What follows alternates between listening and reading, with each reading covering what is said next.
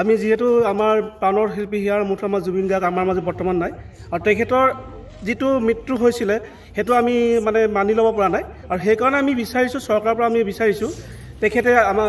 জুবিন গাৰ্গে ন্যায় পাওক আৰু আমাৰ হিয়াৰ আমঠুৰ যিখিনি আমাৰ অসমবাসীৰ বাবে যিটো অৱদান আছিল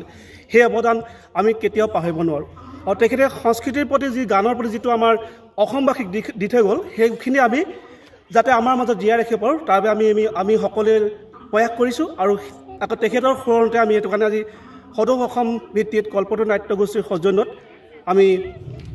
শিশু ভাওনা কম্পিটিশ্যন প্ৰতিযোগিতা পাতিছোঁ আৰু তেখেতে যে আমাৰ ন্যায় পাওক আমি সেয়ে বিচাৰিছোঁ চৰকাৰক আমি দাবী জনাইছোঁ তেখেতে যাতে অতি শীঘ্ৰে আমাৰ হিয়াৰ আমঠু জুবিন গাৰ্গে ন্যায় পাওক ধন্যবাদ জয় জুবিন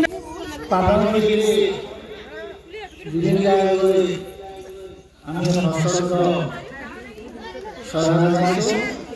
তেখেতৰ আজন্মবদ্ধ যিখিনি সাংস্কৃতিক গুৰু গৰিমা বিলুপ্ত অসম ৰাজ্য তথা ভাৰতবৰ্ষত তেনেকুৱা এগৰাকী উদীয়মান শিল্পী আমাৰ মাজৰ পৰা হেৰাই গৈছে আততায়ীত আমি অসম চৰকাৰক তেখেতৰ যিটো মৃত্যুৰ ন্যায্যতা এইটো স্পষ্টভাৱে বিচাৰিছোঁ আৰু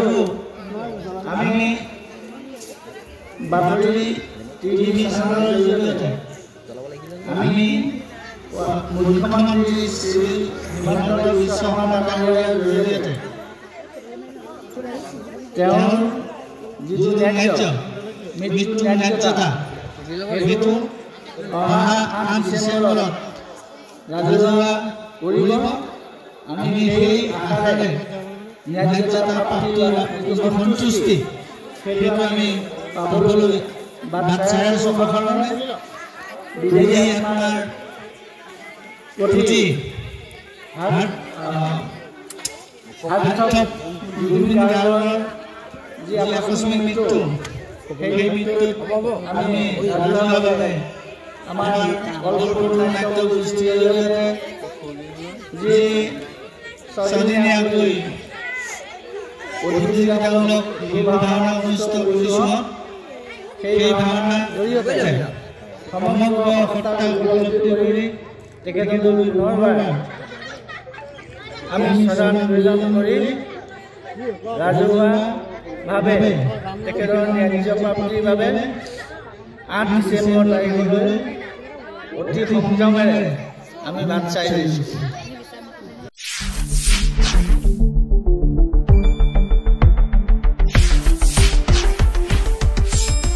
শুদ্ধ আৰু বিস্তৃত বাতৰিৰ বাবে চাই থাকক নিউজ ডেস্ক ৰিপৰ্ট।